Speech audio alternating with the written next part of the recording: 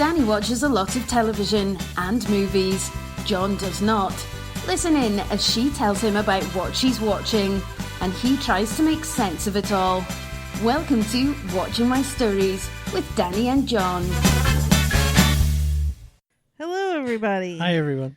Oh no. Welcome to Watching My Stories. I'm Dhani. And I'm John. He's weird. Yes, I am. So we are bringing back John's joke corner, and that's why he's laughing, because he's already thinking of his joke, and that's what a horrible joke teller he has become.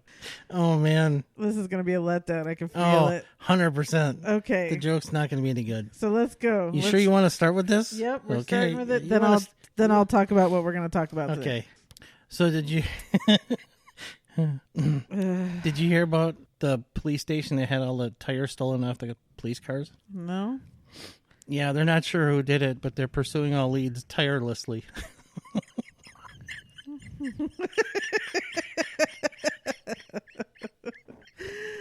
Oh, no.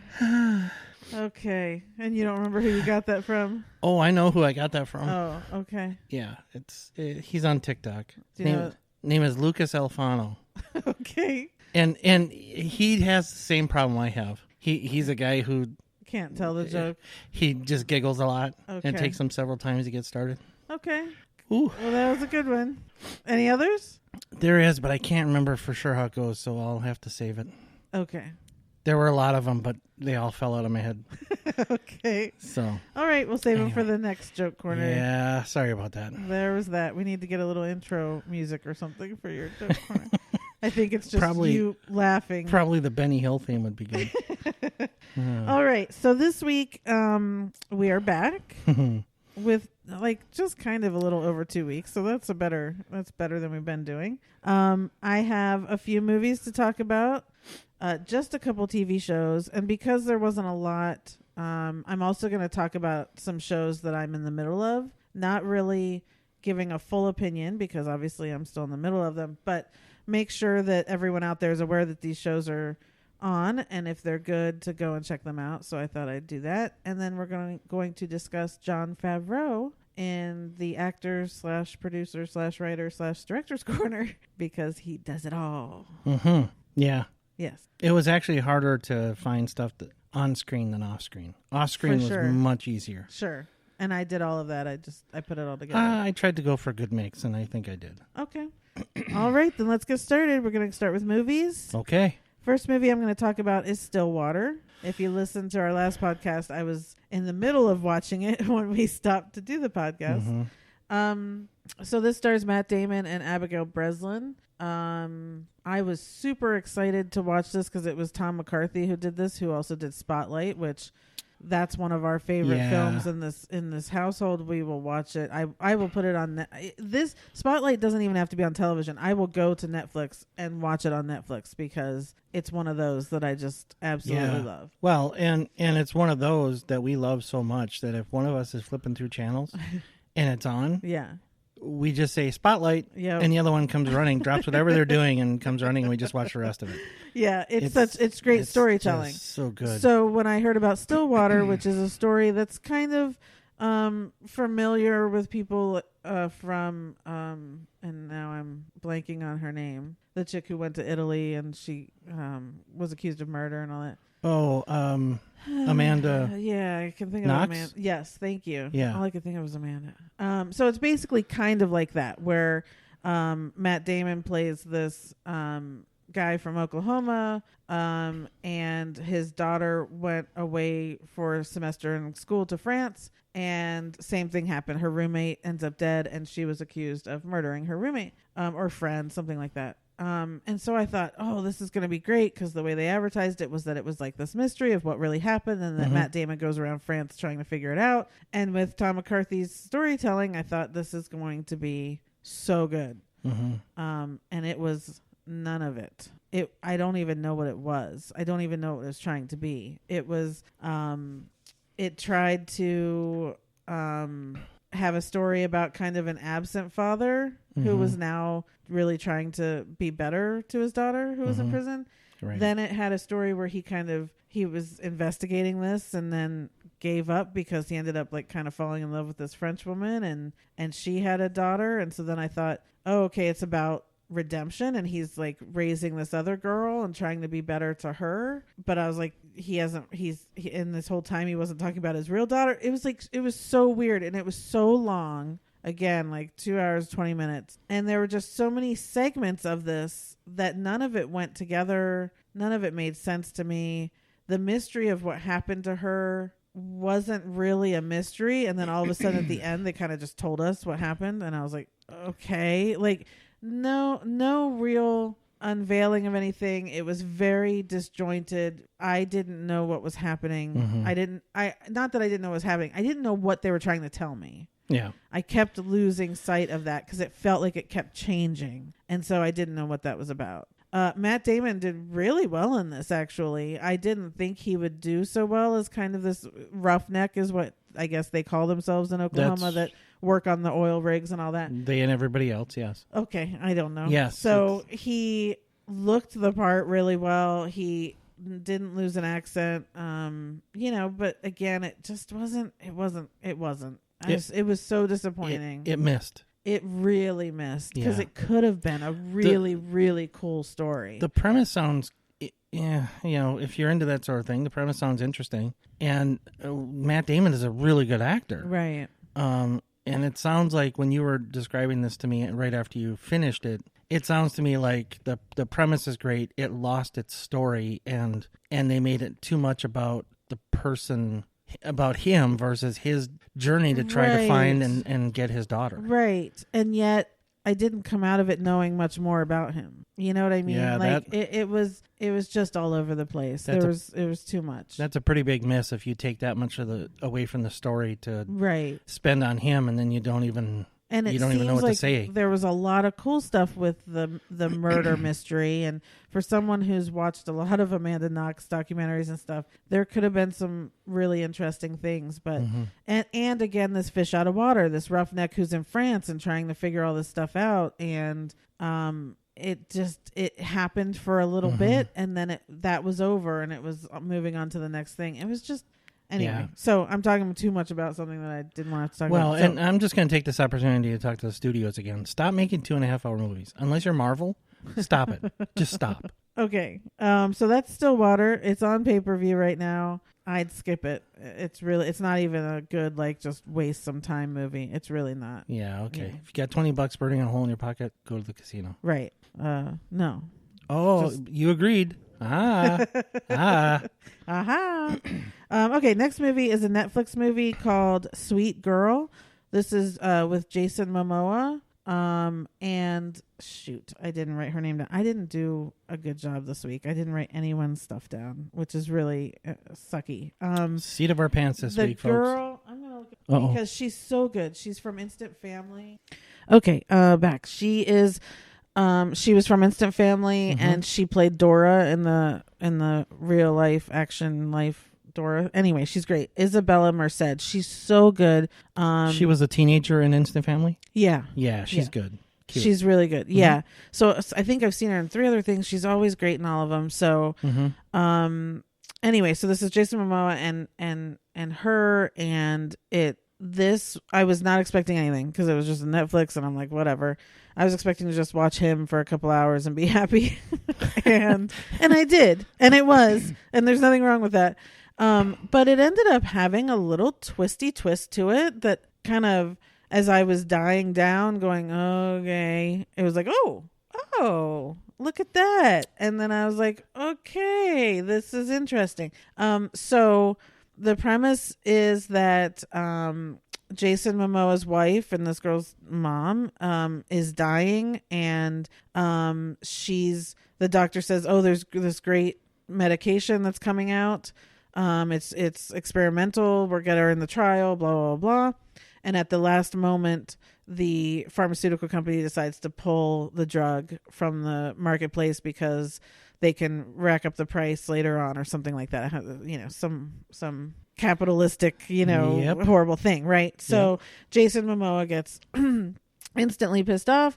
The wife dies, And it becomes about all this whole revenge thing of him going after this pharmaceutical company and finding out there's this actual whole conspiracy of that it goes so far into all these other companies and people making money and all this sort of stuff, and him just kind of going after everyone. And so it becomes this action movie with the daughter in tow, and then some more twists happen later on, and it's really interesting. It's not great. It's not one of those super mysteries where you're just like, oh my god, what's going to unfold. It's really not even about that.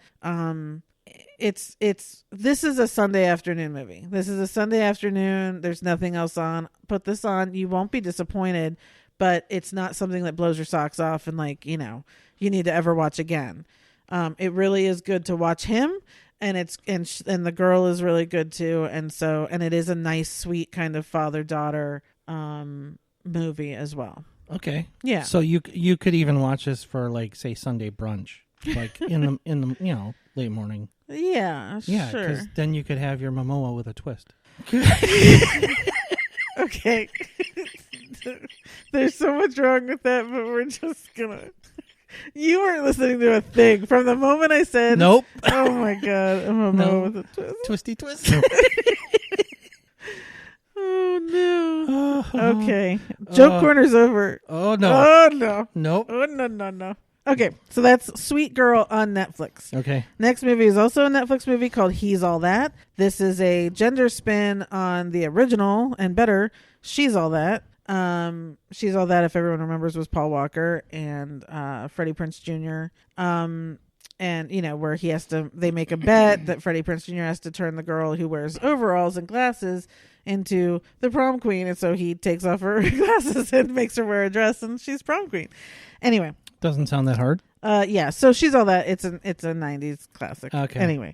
So they redid He's All That to where this time it's the chick who has to turn a guy into, prom king. This stars Addison Rae, who is TikTok royalty after the D'Amelios. I think Addison is the next highest TikTok person. Okay. Can she act? She wasn't bad. Okay. But she wasn't great. Okay. But she was not so bad that I turned it off. Okay. I was kind of expecting that level of bad, and it wasn't that bad. Okay. The boy in it, again, didn't look it up, is the kid from Cobra Kai, Johnny's son. Okay. Yeah. Okay. So that's who she has to turn into prom king. That's not that. He's a good-looking kid, right? But they put a beanie on him and beat up clothes, and so then when she puts him in a suit and combs his hair, he's hot. Okay. Tanner Buchanan is that kid. That kid's name is, what a name, Tanner Buchanan. Wow. Good point. Yeah, it's a good name. That's made for stardom. Yeah, I wonder if that's his real name. If it is, they were really optimistic. Anyway, so point is, we've seen this movie we've actually seen this movie once at least. It was not as good as the original. If you love She's All That, stick with She's All That. Don't go to this one. They tried to bring in some things from the original, like we were just watching on YouTube this morning. She's All That has a infamous dance scene from prom where all the kids go into this choreographed dance. It's one of my favorite scenes. I love the choreography of it. They tried to do this in He's All That where it's like a thing, like everyone planned a whole, like everybody goes to prom knowing this is going to happen. Yeah, they all have planned this dance off for prom. Whereas in the original, it was just impromptu, and that was more fun. And it was a better dance scene. This one was awful. And Addison Rae, again, she's a dancer. She's on TikTok. She was not good in the dance scene. The best part about it is Matthew Lillard, who's in the original. He now plays a teacher, and he does a whole dance scene, and She's All That. And in this one, at the end, he does a little dance, which was fun too. And what's her face from She's All That? She plays Addison Rae's mom in this one. So they brought back a couple of the original cast. Sounds like a lot to sit through just to get to those cameos. It was. I have to admit, I watched this just because I'm a fan of She's All That, and it did not hold up to it at all. I kept watching just because, at this point I wanted to see how they were going to tie it out and how they were going to bring it all together. They did not modernize it at all. It still felt very, all these bullies and all this stuff. Oh, and here was a weird thing I'm watching, and Addison Rae as, her little Mean Girls troupe. And one of the girls finally halfway through, I was like, oh my God, I know that girl. It was the little girl from Game Plan with The Rock. Remember where the little he discovers she's all grown up and she's like this horrible mean girl in this movie. So that was interesting just to see this girl grown up. Very pretty, great curly hair still. But anyway. Yeah, you kind of knew she was destined for that. Yeah. Well, sometimes they don't turn out. But it feels like she's been away for a while. So, anyway, it was nice to see her. 15 years ago. I know. It's crazy. Yeah. I love that movie. When The Rock still had hair. Yeah. But he was also smaller, so I liked him then. I guess. Anyway, so He's All That. Nope. If you're looking for a movie even on a Sunday afternoon, go watch She's All That. Okay. Don't do it. That's my recommendation. Next movie is called Vacation Friends. This is on Hulu. Yeah. Okay.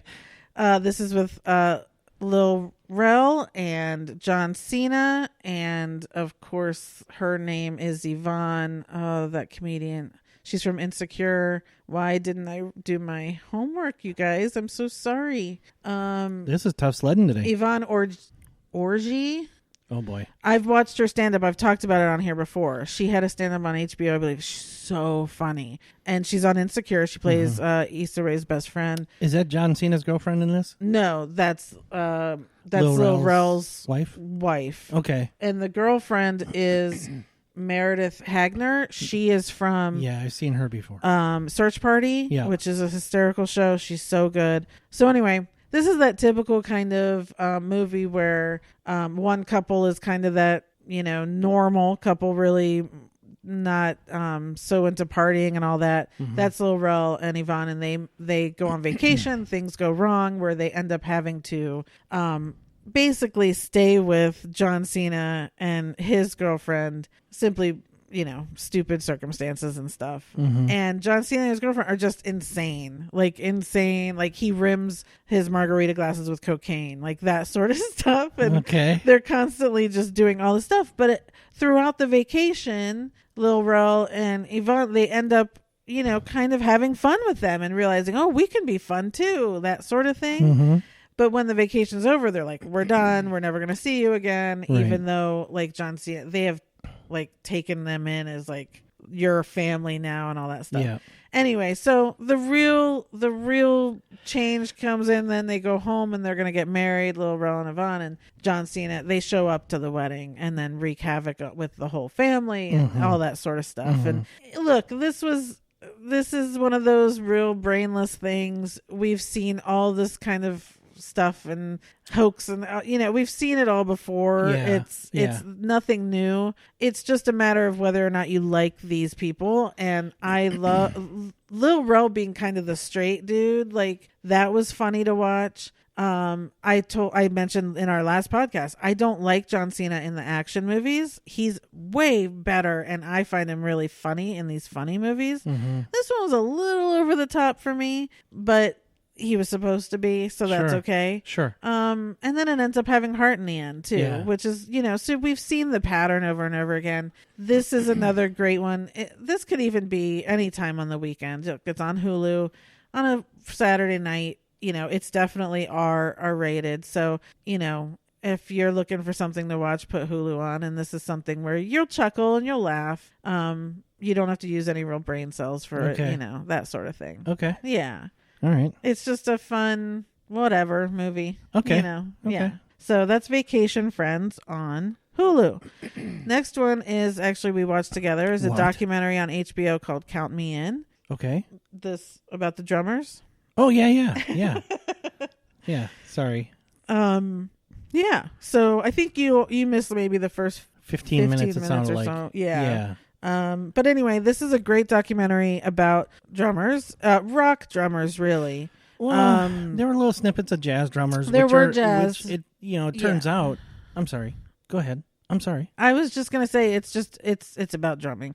It's not so much about like the history of drumming, and they didn't really get into marching bands or drum lines or things like that, which is what I love. It was definitely more rock drumming that I don't have such an affiliation for, I guess. Mm-hmm. But yeah, so go ahead and say what you want to say. It was really interesting because, a casual observer, or even if you're really into music, a lot of times you don't pay attention to the drums unless it's like a song like Wipeout from the 50s, or a specifically drum heavy song. Usually they're just keeping time and kind of get lost in the background. But this was really interesting in that it was across the spectrum. A lot of some newer drummers, younger drummers, but a lot of old classic rock drummers like Nick Mason from Pink Floyd. The guy from The Police. Yeah, Stuart Copeland. Yeah, a lot Iron of Maiden. Yes, a lot of the guys and gals from early rock, 70s, 80s, 90s rock.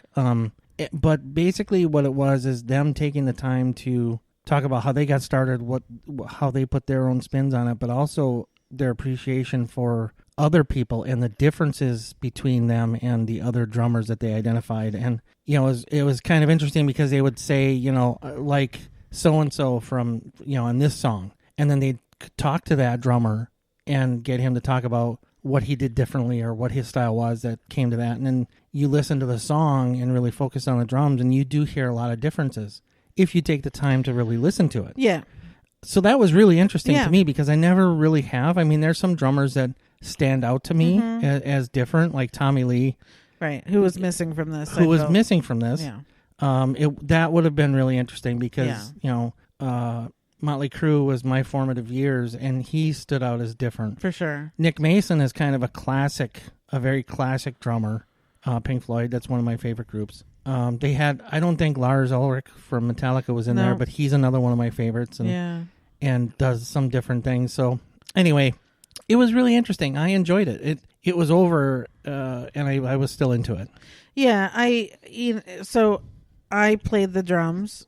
I was more of a symphonic drummer. I did have a drum kit at home, but my big thing was just being a percussionist in band at school. And I was first chair on the snare, but that's okay.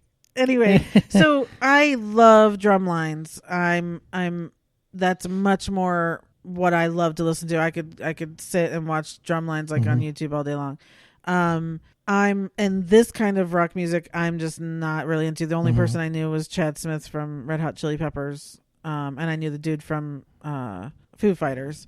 But otherwise, I didn't know. So I was missing Tommy Lee. I was missing Sheila E. I felt like she needed to be in there. Yeah. There were only 3 or 4 women on this, which was also a little disappointing. And 2 of which I hadn't really heard of before. Yeah, me neither.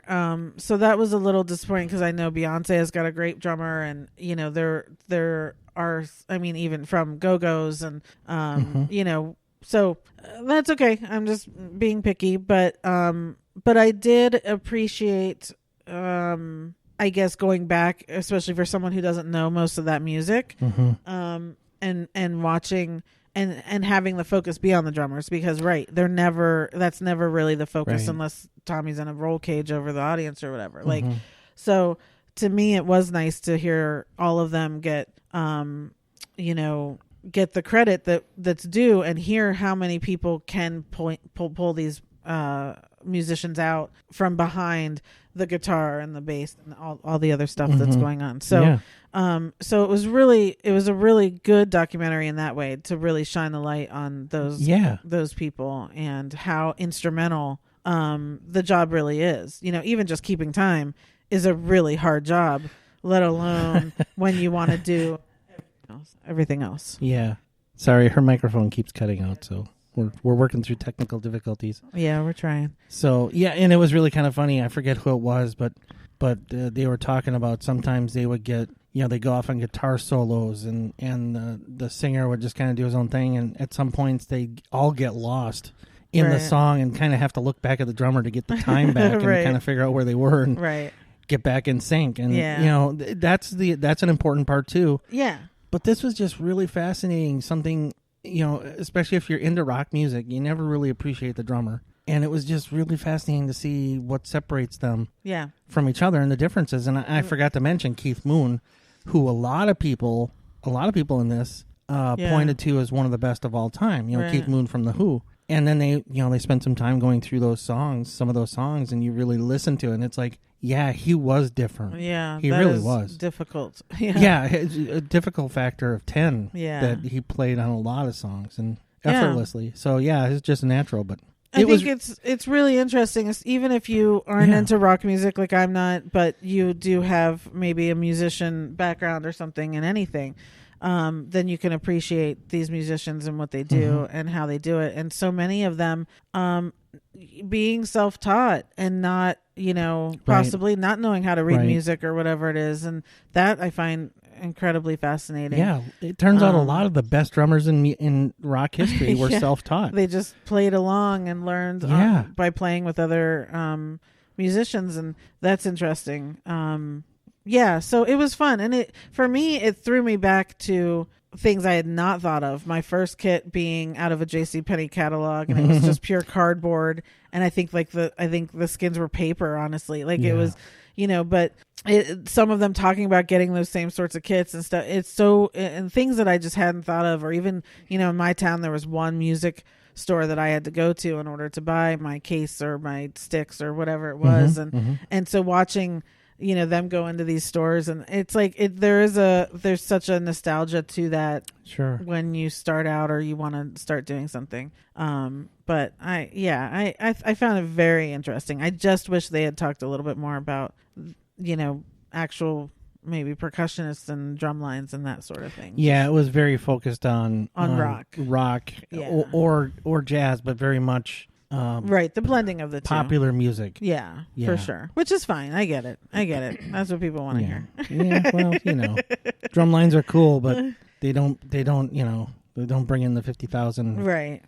Concert crowds. So. Fine. Anyway, so that's called Count Me In on Netflix. I definitely recommend it. I think it's worth it for people. Good. And especially for kids too, because you want to get your kids involved in music or something. This might be something they hadn't thought of. And so maybe all of a sudden something clicks with them and they'll want to play drums. Yeah, that's actually a really good point. You never know what's going to strike a kid. Yeah. Right? And you watch something like this. I don't think there was any profanity or anything like that. I think it was pretty clean. It was just, it was really focusing on the drums. So, a kid might hear that, having never really paid attention to drums before, and go, wow, that's cool. Right. And then get into it. So I would, if you have kids, I would recommend watching it. For sure. And you never know what's going to strike them, and it might open up a whole new world for them. Yeah, I've always said that I think kids should all kids should learn to play an instrument, because there's a lot of math involved when you're counting, and when you have to sight read and read music. It's a really good exercise on your brain. And so no matter what instrument it is,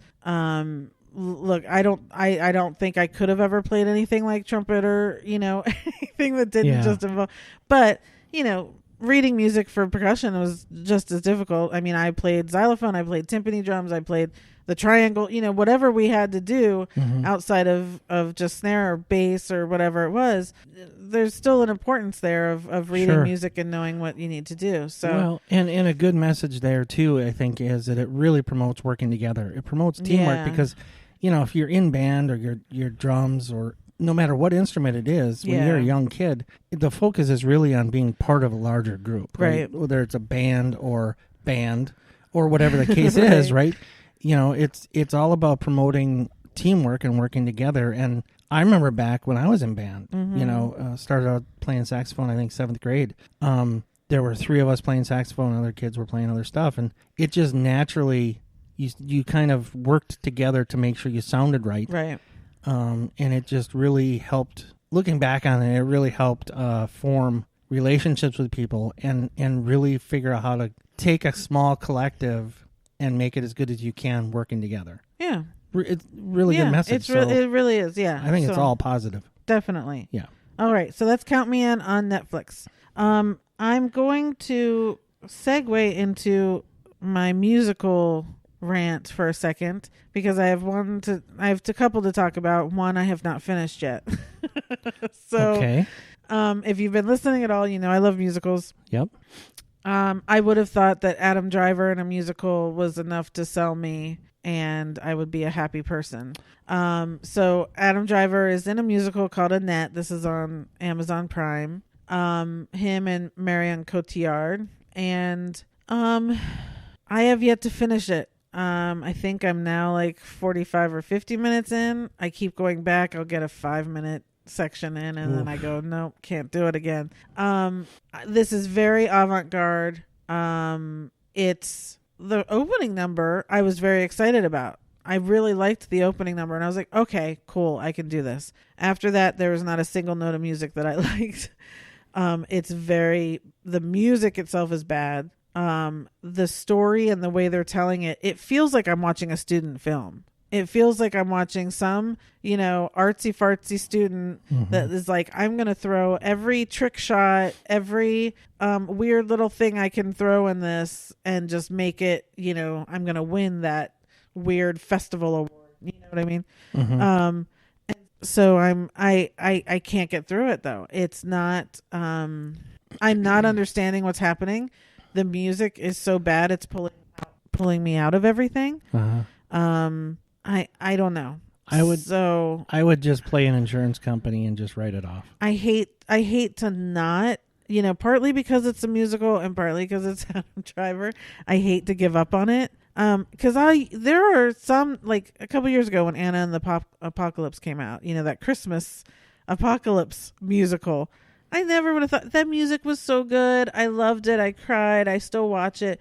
There are times where, the Cats movie was horrible. But I made it through. I don't know. Well, let me just ask you this. How good would the rest of the movie have to be to make it feel worth it to have stuck with it? I'm guessing really, really good. Yeah, it would have to win an Oscar for the rest of the movie somehow. And what are the odds it does that? Look, I'm not going to be surprised that this thing isn't nominated all over the place because it is. It's that artsy fartsy thing, but it's like I can't even really say it's that artsy fartsy. It's so, to me, it is so over the top. I just haven't been able to, like, they have a baby and it's a little wooden like puppet baby that they use instead of like a baby or a doll or anything. I don't know. I don't know what's happening. I honestly don't. I kind of want to find out what's happening, but I also don't. So I don't know. Okay. It's on Amazon Prime, Annette. If you get around to it, please let me know what you think because I would really appreciate it. Was it included or did you have to spend extra on it? It's included. Okay. Well, then I guess there's no downside other than another hour of your life you can't get back. Right. Well, another hour and a half, I think. Oh, studios. Yeah. Knock anyway, it up. Just stop it. Moving on to a complete opposite side of the spectrum musical is the fluffy jukebox Cinderella on Amazon Prime. So Amazon's got both sides of the spectrum here. So this one stars Camila Cabello. Who else is in it? Minnie Driver. Pierce Brosnan. Idina Menzel. Yep. Nick Gladstein. Yeah, the main guy, the prince or whatever. Yeah. So you're welcome. And James Corden, of course, because the musical can't be made in the world without him being in it. He's got compromising pictures of somebody. We just can't figure out who. It turns out this was his idea. He called Kay Cannon, the director, and said, "Hey, you should make a jukebox musical version of Cinderella." And at first, she didn't want to. And then she kind of figured, I can do it however I want. So here's the thing: we've seen Cinderella a million different ways. Musicals, non-musicals, all of that. My favorite is Ever After with Drew Barrymore. That's my favorite interpretation of the Cinderella story. My favorite musical version, of course, is Rodgers and Hammerstein, but my favorite one is with Whitney Houston and Brandy. I love that one so much. So this is jukebox, meaning it's using normal radio music, contemporary radio music that everyone knows, like Rhythm Nation's in there and Material Girl and Let's Get Loud by J-Lo is the last music thing. So, so I went into this just kind of going, yep, another one, we'll see. But I ended up, it's very light and fluffy, very fluffy. Again, no real. She modernized it a little bit. She modernized it in making the real, the real issue of Cinderella in this one is that she wants to be a dressmaker and a woman of that time isn't allowed to own a business. That's really her main thing. And even when the prince says, "Hey, I want to marry you," she says, "Nope, because I got this career and this dream. And if you make me choose between the two, I'm going to go choose my dream." So that's kind of cool, making her modern like that. And then even when they get together at the end, spoiler alert, they aren't going to get married. They aren't going to rush into this marriage after knowing each other for a day. Think of who would have thunk. and they're going to go travel together and all that. So, it does have a better and more modern telling of some of these horrible fairy tales that are just so icky. I liked all the music. Camila Cabello, she did good. I was like, oh, can she act? Yeah, she could. I found her adorable. I only know a couple of her popular songs, and I know she was with the girl group, and she was like the Justin Timberlake and broke out on her own. But I'm not going to get into that. Okay. He shouldn't have been the one who broke out on his own. But we're gonna get past it. Not getting into it. Getting past it. So yeah, the guy was cool. He the poor guy had to do the Queen song, "Somebody to Love." Oh yeah, that's a tough one to give anyone, but it was fine. You put a church choir with it, and then it'll back up. He didn't embarrass himself, which is better than most who try that. Yeah. So I watched it, and then I said to John, I was like, "You got to watch this movie," and we were kind of running late or whatever. I was like, "Let me just show you the highlights." Yeah. And so for basically the first half, I just kind of showed you the musical parts, and then I think you ended up watching the last half hour. Well. I don't think it was quite the last half hour, but you skimmed through the movie showing me the highlights that you saw. And we did get to a point, I think it was about 15 minutes left in the movie, where I said, look, let's just watch this. And I watched it, and I've seen the end, and it's, it left me feeling like, okay, I want to go back and watch this movie. Yeah. So it struck me as really good. Yeah. And I really felt like I was missing things. The thing about jukebox musicals is that for people who don't like musicals and they don't understand why people suddenly break into a song or whatever, usually the jukebox musical can pull those people in because at least they know the song, and those songs usually don't have a real story to tell, whereas in musicals the songs further the story. Yeah. With jukebox musicals it's like, oh, this one kind of works, let's just sing this song right here. It makes no sense to sing Let's Get Loud at the end of the movie. That has nothing to do with anything. It doesn't. And it just occurred to me that we left out a big part of this, which is Billy Porter. Oh God, yeah. Who, man, this character was made for him, or he was made for this character, the fairy godmother. So it was like, it really that was that whole scene of that, it's always a pivotal scene where the fairy godmother comes in and turns her into Cinderella, right? It's always a huge scene. That one was so great because they picked a great song, The Shining Star, Earth, Wind and Fire. So that was great for him to sing, and it just worked. Again, they had him. He was a butterfly, and he became fairy godmother or whatever. But it was perfect. He's great. It was perfect because the way that scene was written and directed and acted, especially the tie-in, spoiler alert, to her dress, right, was just and him in that scene. That scene was just perfection. Yeah, it really was. It was so much fun. Yeah, that was one of the highlights of the movie for me. But I've only seen 20 minutes. It was the highlights. Yeah. Yeah. And there were two original songs. One Camila Cabello sings in the beginning. Loved the song "One in a Million" or something like that. Really loved her performance for that song. And then the other one, Idina Menzel, starts out, and it becomes a collaboration. And everyone in this did a good job. There's nothing. There's nothing to complain about with this group of people. Pierce Brosnan didn't sing, so that was helpful. Well, he kind of did, but they poked so much fun at it before he started singing that you knew, if you didn't see Mamma Mia or anything else he's tried to sing in. Here's the thing. Pierce Brosnan, he sings fine. He hits the notes. It's not like he can't hit the notes. He just has an ugly voice. It's like Russell Crowe. Russell Crowe could hit the notes. It's just such a horrible voice. You don't want him to hit the note. You don't care about it. And that was the problem with Pierce Brosnan is he just has an ugly voice when it comes to his singing voice. So anyway, I don't want to pick on him too much because again, it's Pierce Brosnan. But anyway, it's on Amazon Prime. It's good. It's a much better Cinderella to show your kids than the Rodgers and Hammerstein's version or the cartoon version. I think for me, this is much more appropriate for girls to watch than any other version other than Ever After.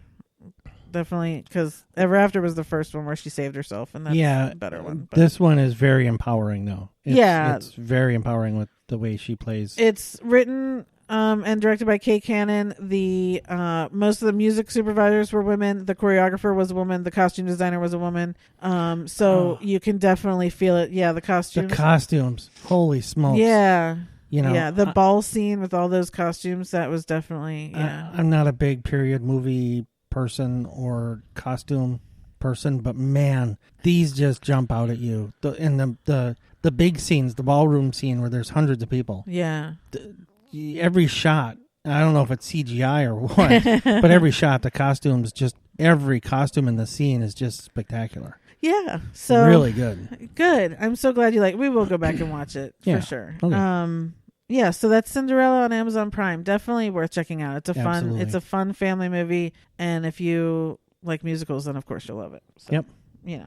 All right, that's it for movies. Okay. I'm going to move on to television. Okay. First series I'm going to talk about is season 3 of Making It. Make it. Yeah. Sorry. I'm sure we've talked about the first couple seasons on here. We love this show. We love Nick Offerman. We love Amy Poehler. We are not crafters. Well, you are? I could. If I couldn't do a single thing on this show. Oh, if I didn't have some of my other hobbies, I could. I just have no time for it. Yeah. I am not a maker of anything. I could not do any of this stuff, but I love watching these people. And I think part of it is it feels like the Bake Off in the happy factor. It feels like Amy and Nick, they put together this the environment where it's not a competitive environment. It's very just everyone supports everyone, and they become family. Yeah, like the baking show, it's just a different kind of competition. Right. A lot of the American competitions are, you're definitely trying to beat somebody, and you're hoping they don't succeed, and you're hoping they fail, something bad happens. And if you have the chance to, you help something bad happen to them. Right. And these are just different. The Bake Off and this show, they're just fundamentally 180 degrees away from that. Everybody wants, everybody is trying to do the best they can. Right. Right. And most of the time not really thinking or worrying about the other person. And if the other person just beats you, they beat you. Right. I mean, it is a judgment, right? So it's kind of in the eye of the beholder, but for the most part, we've agreed with every decision made except for the final one. I didn't like who won this season, but that's okay. Yeah, but typically, and even with the final 4, I guess, you're kind of pulling for all of them in some way. It's very rare that there's anybody on these shows that you're like, oh, I hope they go home. Right. It's everybody's. It's just such a different feel to a competition show. I think part of that too stems from, like with the Bake Off, where they're amateur bakers. They go home and they have real jobs. That's the same with Making It. No one's making their living off of being a maker, whatever that might be. Right. So they're there. Where? Because they love doing this thing, and that brings about a different set of contestants and a different whole feel in the thing. And the best news is Amy Poehler is producing a new show called Baking It. So she is also going to have a baking show, and Andy Samberg and Maya Rudolph are hosting that. So I can't wait for that to come out, because if that has that same feel, I'm just going to be so happy. Yeah. Yeah. I imagine it will. Oh, for sure. I can't see her being involved in something. In anything that would be mean. Yeah. So that's Making It season 3. All 3 seasons are probably on Peacock. Even if you think it's something you just don't care about or you don't like, honestly, go watch it. It's so strange, because this is stuff that even the stuff they make is not stuff I like and whatever, like, have in my house or anything. It's just, I love to watch these people be so passionate and really make something out of nothing, which to me, I always admire, no matter what it is. If someone's making a piece of clothing or a shed in the backyard, whatever it is, I'm just like, holy crap, because I couldn't do any of that. Yeah, so. And there are a lot of little payoffs along the way on this show, and not the least of which are little moments where something tickles Nick Offerman and you get to hear him giggle. Yes. That is his giggle. I think we talked about this the last time. I think if I could string together a bunch of giggles and make it my like ringtone, that would be awesome. I'd never answer the phone. I don't answer the phone anyways. No, but you let. But I'd be happier. You let it go to voicemail just listening to it, right? Yeah. Yeah. No, somebody should do a TikTok of that, and they'd be number one. Yeah. Like, I'll bet there is. I'm gonna look for it now. I'm sure you are. Okay, so that's making it. Yep. Now you could go and watch it on Peacock, I'm sure. Mm-hmm. Next one I'm going to talk about is History of the Sitcom. This was a series on CNN. So I honestly don't know where you can go and see it. It might be on Hulu now. It might be on, I don't know if CNN has something. Yeah, online. CNN has a section of their programs now. Yeah, so this was like 8 episodes, I think, of just talking about the history of the sitcom. And for anyone who loves television, and sitcoms are usually my number one thing, this was so much fun. It was so much fun. And every week they took a different genre of sitcom. So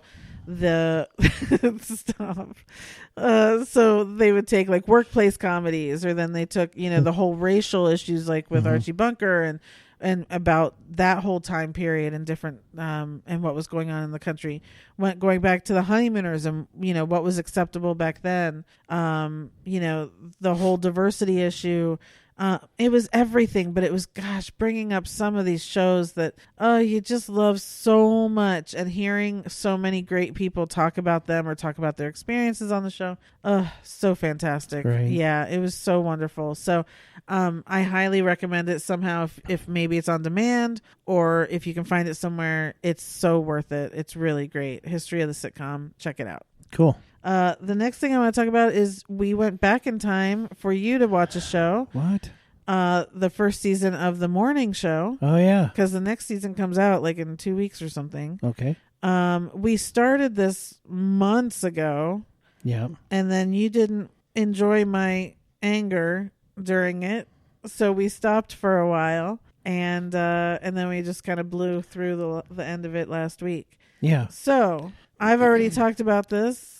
I just want to say the second season is coming out. This is on Apple TV Plus. What did you think of The Morning Show? So I kind of understand why some of your anger comes out, or where it comes from. I can typically bottle it up, but not always.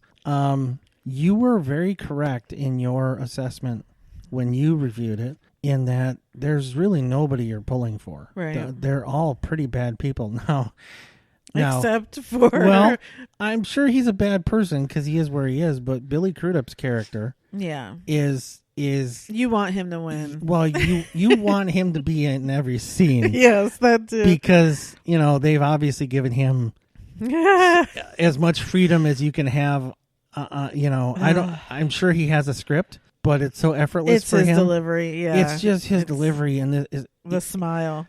Smarmy is like, doesn't do him in a good way. Yeah, I get it. Yeah, in an entertaining way. Look, I'm sure it's almost always sarcastic. I'm sure his character is a jerk, and we just don't. We're either blinded by his smile or something. But just when he's on screen, it's definitely the highlight of the show. Yeah, because it's a really, they're all so awful and flawed, and so one of the conversations and slight disagreements that we've had watching this is redemption. What redeeming values do some of these characters have, and how does it show, and when will it show? Yeah. And so far there hasn't been much. Now you and I differ on Jennifer Aniston's character, but for the most part they're just all awful people that you have a hard time cheering for. I'll give second season a chance. Yeah. I do kind of want to see how they pull out of the hole they put themselves in. Right. And we've seen the trailer, and we've seen kind of how some things, where some things got to from where it ended. So, right. I think my biggest disappointment, I can say over and over again, is just Reese Witherspoon and Jennifer Aniston produced this, and in the past, Reese's projects have been very female forward, and this feels like huge steps back for both of their characters. Not as much of Reese's. She seems to have empathy for other women. She seems to not be so ambitious as everyone else, but it appears in the second season she turns into Jennifer Aniston's character. Jennifer Aniston's character is so horrible. No one likes her, and And it just feels strange that those two would have produced these types of characters. And it's not just that they should always be happy women. You can be very confused, flawed, conflicting types of women. But her character is just always angry and gritting her teeth. And I just, it's too much. So, but I think that is her performance and not necessarily the way the character was written. So that's my opinion on that. Yeah, but anyway, we differ a little bit there. But I will say this: I think what's we've now had several years of women in a power position, that sort of thing, and we're seeing more and more of it. And I think what you're seeing, and I could be wrong, and I apologize profusely if I am, but this is like Jennifer Aniston's character and Reese Witherspoon's character, kind of mostly being right down there in the sewer with the guys. That's kind of how I see it. Is that no, it's not the ambitious moves she makes that annoys me. That's fine. Fight for your position, fight for, getting what you want. That's fine. It's her actual character. Personality. It's her personality. She is mean to everyone, including her child. Yeah. She is angry yes. all the time. Yes. She wakes up angry. Yes. That's not, it doesn't, if I were watching a man in that position, I would not have continued to watch the series. That would have been so annoying. But because it was a woman, I kept going, something made her angry. Can I find out what made her angry? And can I find out why she's behaving? And they never told us. And so it just, with her teeth gritting and her foot stomping, it's a lot to take. Yeah. So I think what you're saying is kind of what I'm trying to get to, is that you're interested in how a woman gets to be like a guy. No, she's not being like a guy. But no one has said that. I'm saying that. Well, I don't agree with that. I understand that, but that doesn't mean I'm not entitled to my opinion. I'm trying to explain it. She's behaving just like a guy would. And you're saying if it was a guy... What dudes walk around being that angry all the time? Steve Carell? And if they... No, he didn't. We saw in the flashback he was not. We saw in the flashback how lovely and charismatic he was. That's what everyone in the whole point of the show says, is he was so charismatic and he loved everyone and he knew everyone's names. But that's like saying Jennifer Aniston's character was walking around 100% of the time with her teeth gritted and being mean to everybody. She was. We saw it. She wasn't. And she even admitted in the final episode, she had to ask the camera guy what his name is. And she goes, 15 years of working here, I never knew his name. Yes. Yeah, that's the kind of person she was. Why is she such a horrible person? Okay. We don't know. They never told us. Right. Okay. I kept expecting to hear it was because of something that happened to her. But it appears she was always this way. Okay. Because even in that flashback, she was still awful. That's fine. We're just going to agree to disagree on several of those points. But I'm not.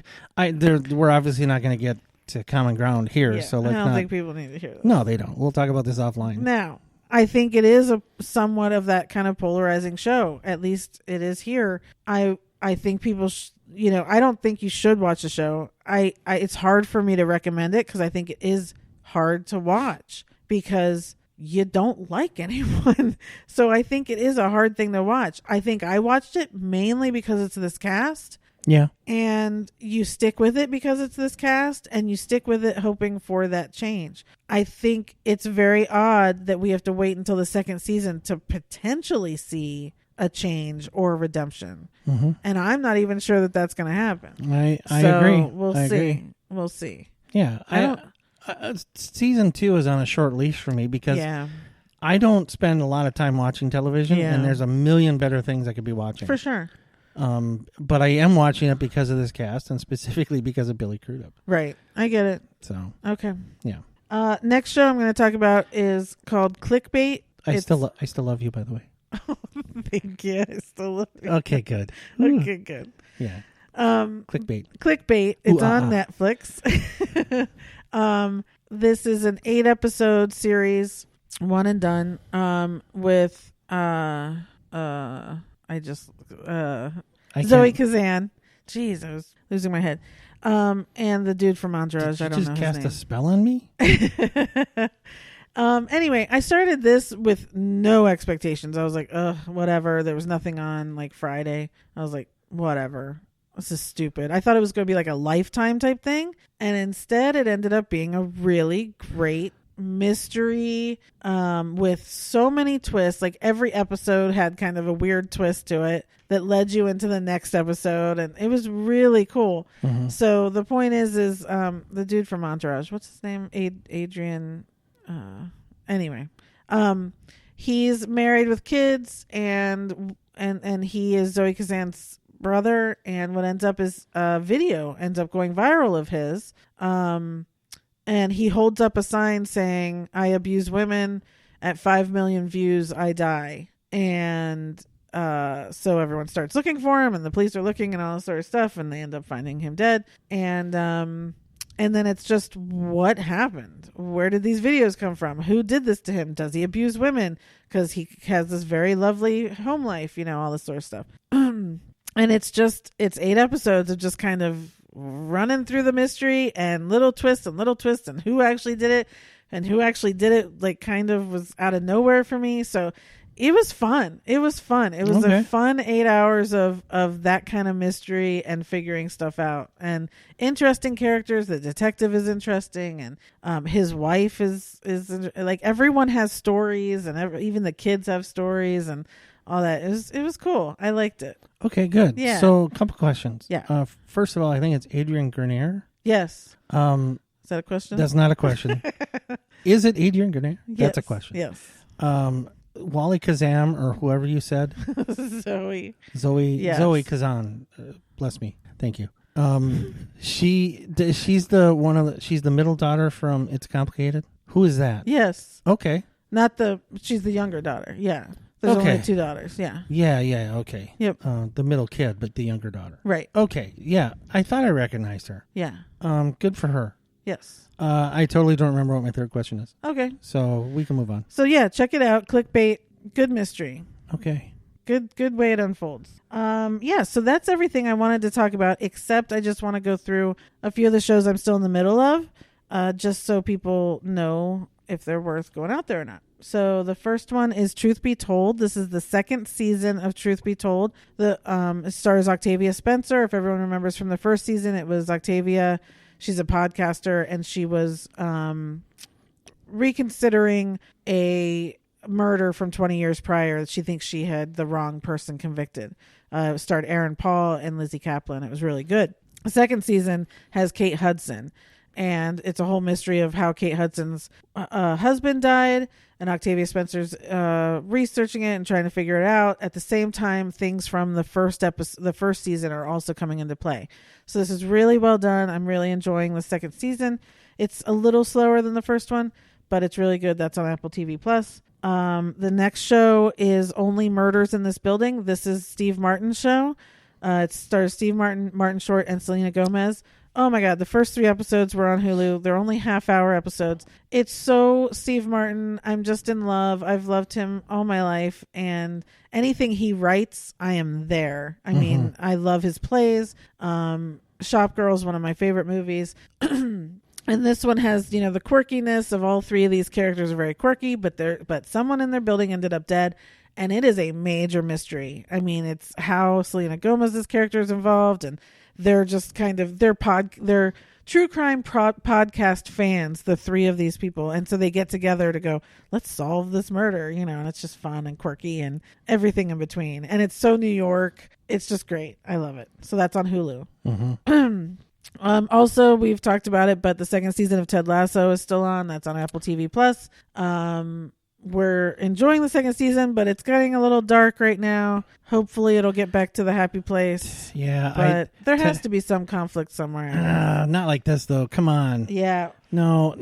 Ted Lasso was my pick-me-up show. Especially on a Friday. By Friday, I'm like... Just make me smile. I'm so done with life. I need Ted Lasso. Yeah. And the last 2 weeks, it's been like, this isn't... Yeah. Especially the way it ended this week. There wasn't a smile on my face when it ended, this is exactly like Monday through Thursday. I don't need this It's Friday. still a fantastic show, and everyone's still wonderful and it's perfect and all of that. Yeah. It's just, it's coming down a little bit. Yeah. But I have faith that another episode or 2, this is going to be very redeeming. Yes. It better be. Yeah. Next show is 9 Perfect Strangers. This is on Hulu as well. This is Nicole Kidman and Melissa McCarthy and Bobby Cannavale and Michael Sheen and everyone in the world, isn't it?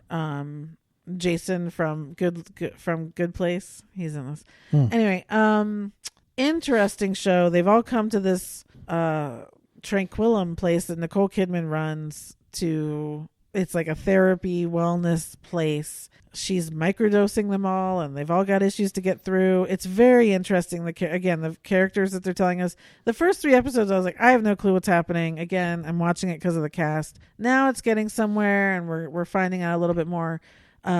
Yeah, it's going well, and it has that same. I was a little worried because of that White Lotus show that I just was talking about with Connie Britton and Steve Zahn. That show, I really didn't like that show. And this one I thought was going to feel the same, and it doesn't at all. It's so different, and there's something so twisted to it that we haven't figured out yet. So really enjoying that. So that's 9 Perfect Strangers on Hulu. The newest Marvel show, What If, on Disney Plus. Very interesting. It's animated, but most of the original actors have come back and voiced their characters. But this is the after effect of the Loki series, where multiple universes are now in play and timelines. And so this is saying, well, what if Peggy Carter didn't leave the floor when Steve Rogers was going to become Captain America? Maybe she had to take the serum and she became Captain Carter. And then it's, what if Black Panther was Star-Lord? And what if, there's all these different scenarios, and it's so much fun. And we're seeing so many different characters and what might have happened. Cause there was like, when Black Panther was Star-Lord, Thanos was on his gang and he never became his horrible person. So then Nebula also was normal, and she was, so it was just all interesting, in the ripple effects of always one little thing. And this is going to have a huge play in the entire cinematic universe with all these multiverses and all these timelines. And the Watcher is in this. Jeffrey Wright plays the Watcher in this series, and that's going to have a big thing in the movies as well. And the last show I just wanted to talk about quickly is something I didn't think I was going to like, but the new Fantasy Island on, I think it's on Fox. I'm enjoying the crap out of this. I really, it's so much fun. The little stories are weird and sometimes a little creepy, but I love what's her face that runs this. I can't think of her name, but I've loved her and everything she does, and it's really interesting, and I'm just having a lot of fun watching it. I don't know if that's because it's summer and the lack of things to watch, or if I'm just really enjoying that spirit again, and just this funness of these guest stars coming back and all this weird stuff. So anyway, if you haven't watched Fantasy Island yet, I recommend it. I think it's worth checking out. And, there's memories there. There's a lot of nostalgia there too. So that's that. So I just wanted to point all that out so you can check things out if you're looking for stuff to watch. Okay. All right. So now let's discuss Jon Favreau. Okay. You go first. Movies you love. Gosh, movies I love. Okay. So again, it's kind of a mix of on-screen, behind the scenes. Iron Man, the original, right? He directed it. That was really fantastic, and the one that got the whole thing going, and that's just a classic Marvel. Yeah. For sure. Yeah. And then I have The Mandalorian, which he got started. Yep. Right. And it's just great and opened up a new world, I think, for Disney. Well, there's a meme that goes around that says about Jon Favreau that he wanted to create a Christmas, something. He did a Christmas movie and it became an instant classic. Elf is. Yeah, it is. Right. He wanted to do Marvel. He chose Iron Man. He turned it into this universe that it is. And then he wanted to, you want to spice up Star Wars, you give it to him, Mandalorian, and there we have it. Yeah. And the latest rumor I heard is he's actually trying to get Lucasfilm to just back off of Mandalorian in the way that he wants them to he wants to take the story wherever he wants it to go. Sure. Versus Lucasfilm kind of wants to stay in certain lanes. So I don't know how that's coming out, but hopefully they'll just give him the reins. I did see a thing yesterday, spoiler alert, that there's only going to be 4 seasons of The Mandalorian. Okay. I'm fine with that. Because like I said, I don't know what's happening. If Grogu isn't around in the next season, I don't know how much I care about watching. He'll be around. He better be. He'll be around. But they'll figure out we'll see how to at least tell that parallel story until they're back together again. Yeah. But Lucasfilm, okay, little conversation here if you're listening. Let Jon Favreau do his thing. What you just said, what you just went through, I don't know what more proof you need of a dude's capability than all of that you just said. So if he wants to take, just let it go. Let him take it where he wants to take it. The odds of failure are so remote. He's gonna put it out of the park again. So just let him do his thing. Yeah. Thank you, Lucasfilm. Okay. So under my love, I have Elf. Of course, it's just it's so much of my world. And then I put Happy Hogan, and this encompasses everything. It encompasses all the movies he directed. It encompasses the fact that he is a major player in Marvel and executive produces all these movies. And I love him as Happy Hogan. So, all of that together, whether he's written them, produced them, directed them, or he's just being Happy Hogan in them, he just brings me joy in that. So that's kind of how I wanted to encompass all of that. Sure, right. I get that. All right, movies you like? Couples Retreat. Okay. Yeah. I thought you didn't like that because you always yell at me when I watch it every day. I think that's a bit of an overstatement. I don't think I've ever yelled at you for watching That's true. You don't yell at me. Yeah. You just go, I don't want to watch this again. Well, and I think that's perfectly fair. But it's not like I, yell at you. Okay. No, it's okay. There are parts of it. You don't like Vince Vaughn. It's Jason Bateman. Hold on. No, hear me out. Jason Bateman's character is so stiff and uptight. It takes something away from the movie for me. Now I know he has to play the character that way because that's the character, but it's so annoying to me that it's it just sours the movie because he's like the lead-ish character. Anyway, moving on. I'm not going to give you time to respond. Chef, I liked that movie. Okay. With him as a chef. Okay. And the other is The Chef Show. Yeah. Yeah, which is on Netflix. Yeah. Yeah, it's him and Roy Choi. Yeah, we've recommended that before on here. Yeah. It's such a fun show. It's so good. They go around and meet up with cooks or chefs from various different places, usually contemporary, very cutting edge. And they just cook and talk.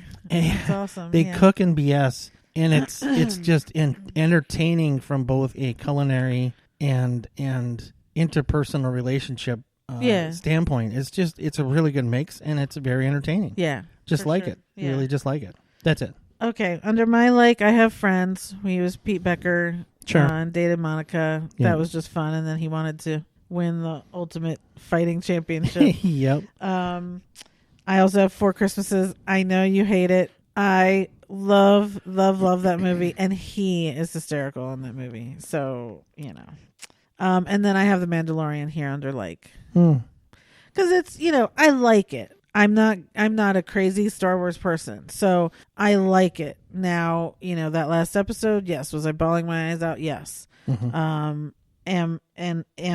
But like I said, I don't know that I love Mando enough that if Grogu isn't around, yeah. So, we'll see. We'll see what happens. So just to be clear, when I had that in my love, it was not so much for the Star Wars aspect of it. I like Star Wars. Yeah. And I used to love Star Wars when I was a kid. Loved it. It was more for them handing it to him and him doing what he's done with it. Gotcha. I just loved that he got the opportunity. Yeah. And I love what he was able to do with it. For sure.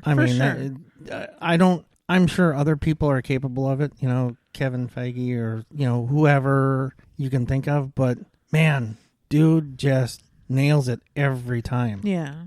J.J. Abrams. Anyway. Yeah, exactly. Yeah, true. All right. Anything you hate? Yep. Me too. Guess what it is? Don't put Four Christmases on there. It's not Four Christmases. Okay. Sorry, I got all freaked out. Wow, the look on your poor little pitiful face. Oh, no. Oh, Four Christmases. What is it? The breakup. The breakup. He's barely in it, though. But it doesn't matter. It's a good movie. Oh. See? No, it's not. Yes, it is. No, it's not. The only redeeming value... You just don't like it because it's exactly you. Well, that's probably right. Yeah. But the only redeeming value of that movie is Jennifer Aniston. It's going to be some serious trouble all up in here. Vince Vaughn. Anyway, okay. Yeah. Under my hate, I put, what does that say? Oh, I have Lion King. I don't hate it. I was very disappointed in it. I have yet to watch it a second time. Yeah, I'll watch the animated one. I loved everyone and their voices, but at the time, remember my complaint was that the animals didn't move their mouths, and I wanted the animals to move their mouths. Okay. And my second one here is Maid. I loved Swingers so much. That was his first movie that he wrote, and Maid was supposed to be kind of a sequel, kind of a follow up, and Maid just didn't work for me. Okay. I didn't really like it. Yeah. All right, Secretly Love. Okay. This is going to be probably very controversial. If you put Four Christmases here, you're going to scream like a panther. Panthers don't scream. Okay, you're going to howl like a banshee. Four Christmases. There it is. What? Yeah. I'm serious, people. Like every Christmas, I go through, I watch all the movies all the time, and this one I'm not allowed to have on around him. So I don't understand. That's a little strong. Again, it's not like I've yelled at you, or I didn't say you yelled, or that I've said you need to turn this. Yes, you have. I have. Yes, not. You have. I will have it on. You're like, and I'm like, well, what do we want to do? Well, I'll watch anything but this. That's what you say. Anything but this. Which is different than you having it on and me saying turn this off. No, it's not. Anything yes, but this means I have to change it. Turn it off. That means the same thing. No, you say what do you want to watch? Anything but this. But if you liked it, secretly loved it, then you would say, this is fine. Let me explain. Let me explain and get there. Okay. I don't really care for the movie, but his parts, yes, his scenes, yes, are easily the best parts of the movie. I'll give you that. Yes. I will give you that. So when I'm watching it, I'm just waiting for those scenes. When they're playing the game at his mom's house. Yes. And he's eating the wings. Yep. Like, flip the tube. And Vince Vaughn's like, he goes, flip the tube. He's so funny. I love him. I'm sorry. Anyway. Yep. Oh, that whole scene where they're playing Taboo, those two. Oh, they're so good. Yep. Yeah. Okay, I'll give you that. I'll give you that. Anything else under there? No, I don't think so. Okay. I want to survive the rest of the day. My secretly love is Couples Retreat, which honestly, everyone knows. If you watch E, it's on like every day. So, and I will usually put it on for a portion of that. Yeah, isn't it on the schedule 2 to 4 every day? Something like that. Yeah. And my second one under here is Love and Sex. This was with him and Famke Janssen. Oh, ooh. God, this was like back in the 90s, probably. Yeah, I don't even know. It's an old movie, but I loved it. And I've watched it so many times. Where has she been? Well, she did X-Men for a while. Oh, man, I miss her. You need to watch X-Men, that's why. Okay. Embarrassed you haven't seen? Swingers. Really? Yeah, I haven't seen Swingers. Aww. Yeah.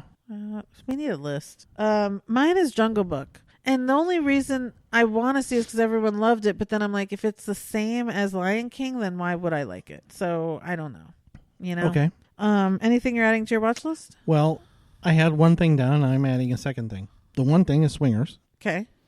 And now I want to see The Lion King. Because you haven't even seen the animated Lion King. I have not. And I think it would be an interesting social experiment to take a person who barely understands anything and knows what's going on, me, and have them see this one first. Yeah. And then see the animated one and see which is which. Because I don't understand what the big controversy is. And I think it's because it was so different from the cartoon or the animated one that people just couldn't handle it. It wasn't different. It was exactly the same. It's just CGI animals. Then what's the problem? They didn't move their mouths. That's the problem. For me, that was the problem. Okay. Anyway. So I'm adding that to my list. Okay. And you said you haven't seen it a second time. Right. I challenge you to see it a second time. Okay. And I'll see it for the first time. Okay. We'll do that. Okay. Okay. Done. My honorable mentions, of course, Rudy. Of course. What was he in that? What did he? He played football with him. He was on the football team. Oh, okay. Well, yes, absolutely. Anything connected to Rudy is on my list. Very Bad Things. Love that movie. Never saw it. Oh, so good. Never saw it. Love and Sex, Breakup, Four Christmases. I Love You, Man. He's funny in that too. What was he in that? That's where when Paul Rudd goes to his house to play poker and he throws up all over him. Yeah. Oh, I so forgot about that because I saw that on his IMDb and I'm like, did he produce that or direct it or whatever? I forgot that he was in it. So yes, 100% yes. Yes. And then there are 2 TV shows I just want to say, if Jon Favreau ever happens to hear this, his original Dinner for Five. Oh yeah. I can only find like 1 episode on YouTube. Mm-hmm. I want all of those released somehow. I loved that show so much. He's like, it's like the Chef Show. Yeah. He's really good at talking to people, and you'd think someone who is who's him, you know, would have no interest in other people or something, but he's so good. And of course this was back before all of this, but he's just really good. It was great. Everyone just got together. They just ate and sat around a table and they just talked about their career or other people's careers or whatever. And I loved that show. I would love for that to get released somewhere. Yeah. And then I didn't know till I looked at his IMDb, Revolution, which was a TV series a few years ago. Yeah. He executive produced it and he directed the pilot. I just watched the pilot about 6 months ago because I was bored and I was like, whatever. And I came across Revolution and I was like, oh, I loved this show so much. I'm going to watch it again. And man, I watched that pilot again and it is one of the best. And I really had no idea he had directed it. That's funny. So I'm going to go back because I ended up watching like 3 or 4 episodes at that time. And I think I got busy again with other stuff. And now there's nothing on again. So I'm going to go back and get back to Revolution. You would really like that show. Okay. It is where the whole electricity goes out all over the world. Yeah. Really good show. Yeah. So that's Jon Favreau. I mean, he hasn't done a crap ton, but what he has done is changed everything in this in pop culture. It's been top notch. It's been among the best. Yeah. And you know what it is about him? He is a great conversationalist. Yes. Which is hard to find. There aren't a lot of them around. Right. Oprah was a great conversationalist. Yeah. You know, that's what made they get they get marked down as interviewers or something like that. Right. But that's not really what they are. They're just so good at conversation that they pull out a great interview without really even trying. Well, it's the difference between wanting to gather information or not. You know, so you can watch some interviewers and you can tell they're just like, let me get to the next question, and they don't care what the answer is.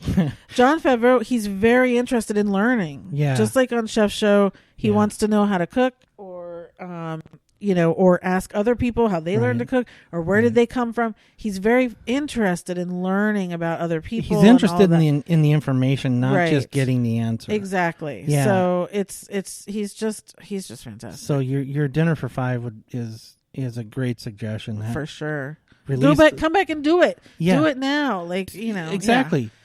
Yeah. Even if it's just virtual. Right. Just do it now. I mean, that was so good. Sorry, I think I yelled. You did. I got so excited. All right. Well, this was a really long conversation this time. Sorry, guys. But so we're going to try. It might be 3 weeks because there's some stuff going on in between. So we'll try 2, but it might be 3, just warning everyone. And new television comes back actually around the 20th, like network television. So we'll have lots of new shows to talk about at that point. So that's exciting. Yeah. I thought of the other joke. Okay. We'll finish out. Should we finish with this? Yes, you please. may have to cut this because I may not get through it or I may ruin it because I'm going from memory. But Okay. So there's this guy. He's driving along the highway. Yeah. Right. And he's coming up and approaching a prison, a correctional facility. Yeah. And he notices there's somebody climbing, down the wall of this. It's a really high wall, like 30-foot wall, and they're just starting to climb down. So as he gets closer, he pulls over and he realizes it's a little person, and they're coming down, and the steps only go so far down, so they're gonna have to fall. So he pulls over, he goes out, and he's like, "Hey, what are you doing?" The guy comes down and is like, "I'm breaking out of this place. Will you help me?" He's like, "Why should I help you?" "I don't know. I just need a little help. Do you want me to get hurt?" He's like, "No, I guess not." So he goes over to the bottom, holds up his hands. He's at least going to help the guy so he doesn't get killed, but then turn him in. And the little person coming down looks down. He's like, "You don't look very athletic. You don't look like you're going to be able to catch me. You look like kind of a loser. I don't know that I want your help." And the guy's like, "Well, I'm definitely not going to help you now." And the little person's like, "Well, why not?" And the guy goes, "Because now you're just being a little condescending."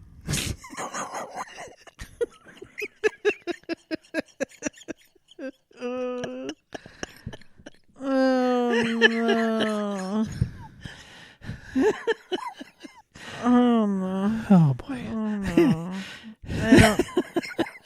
I don't know what to do with that, so we're just gonna sign off.